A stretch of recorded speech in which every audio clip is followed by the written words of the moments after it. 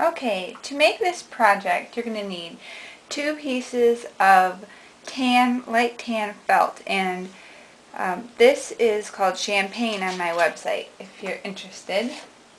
And then you're going to need to take your template, which if this were an actual circle, this would be about an 11-inch pizza in diameter. So these are about 5.5 inches on these sides. So you're going to layer your 2 pieces of felt, and then you're going to trace around your template.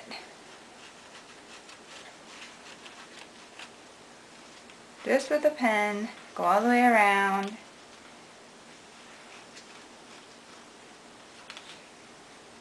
Okay, so you have this here. Now, if we were making all 4 slices at once, which you're going to want to do, then you would, of course, do 4 of these. But we're just going to do 1, and you're going to know to repeat it 3 more times so that you have 4 slices.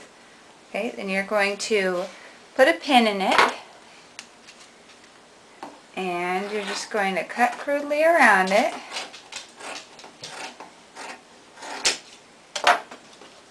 And now this slice is ready for sewing. Okay, now I've taken out my sewing machine and I've loaded tan thread into the sewing machine so that it matches my fabric.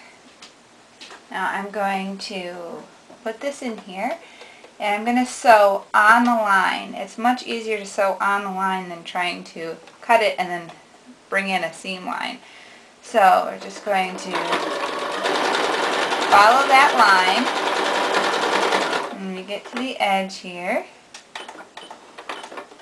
turn,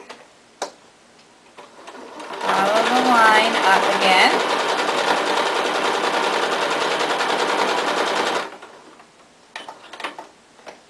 turn,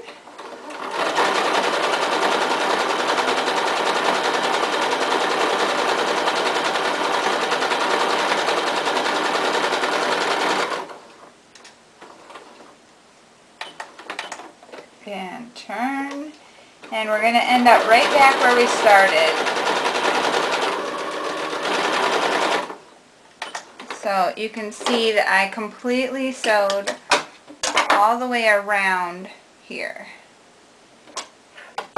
Now I take my scissors and I'm going to give it about 1/8 of an inch and sew, and I'm going to cut around the seam line.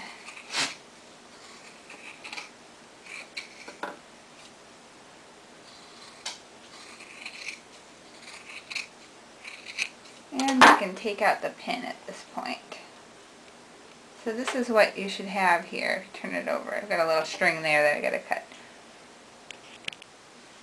So at this point, this is what you have here. You have your sewn pizza and you've cut around it, and this is what you have. What you're going to do is you're going to pinch it and cut through 1 layer of the fabric and put like a 2-inch cut right there. You don't want to go too high with it or you won't be able to cover it with the cheese. We're going to be covering that opening later with the cheese, and if you put it too high then it won't cover it correctly. So you want it to look something like this. Now you're going to flip it inside out.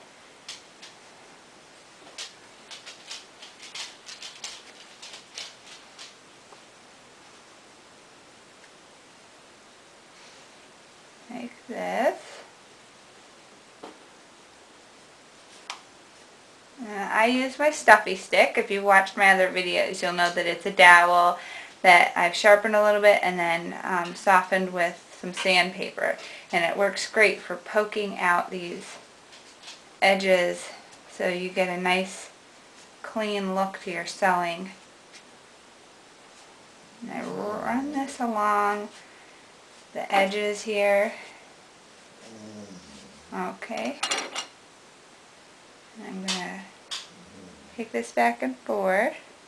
You hear my dog in the background. Alright, so now it looks something like this. Now you're ready to stuff it, and I'll show you how we're going to do that in a second. Okay, for the filler, we're going to use this product that I like a lot called New Foam.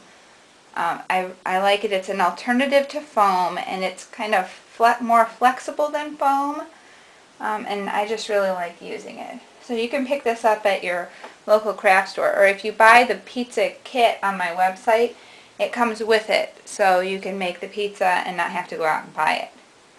Okay, you're going to need to take your pizza filler template, which if you're making your own template, is about a ½ of an inch smaller on the sides than your original pizza slice one. So this is about 5 inches on each side. So if you made it a circle, it'd be about 10 inches.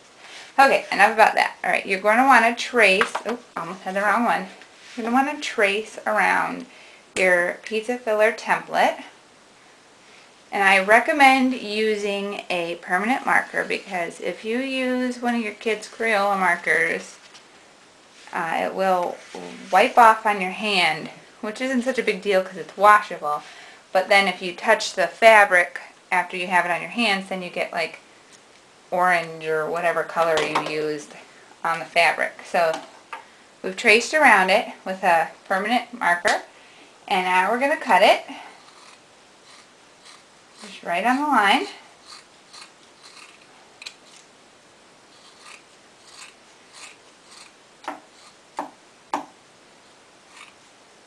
And this cuts pretty easily. Okay, now we're going to set this off to the side. Now we need to stuff this into this. And my trick for doing that is to fold up the edges like this. So you have like a little burrito looking shape. And you want to gently, don't want to push too hard, because then you'll stretch your fabric out a little in the openings.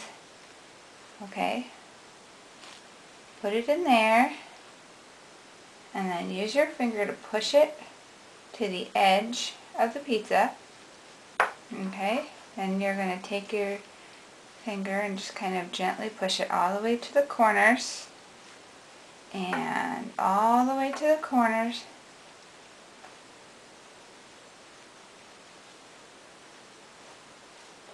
And get it in the right spot.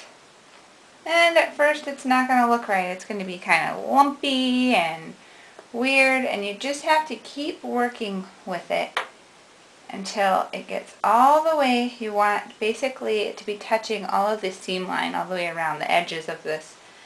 And if you've done your measuring right, then it should work. Now I'm taking my stuffy stick and I'm running it along the seam line, which helps get that last little bit in place where we want it to be. And help smooth out the edges if the edges are curled because we've just stuffed it in there with our fingers. This like makes it so that it's nice and smooth. It gives it that finished look. So if you do this, you'll end up with a nice flat looking pizza. See how nice and flat that is on this side. We're going to fix this side in just a minute. We just need our needle and thread. Okay, I put tan thread into my needle because we're sewing on tan fabric. And we need to sew this hole closed here. So I'm going to start at the bottom. And I'm just going to ever so gently sew this closed. We don't want to pull it too tight because we don't want to create dimples in our pizza. We're just going to gently bring those two sides together so that we can create as flat of a situation as possible. I'm just going to continue sewing and bringing these two ends together here.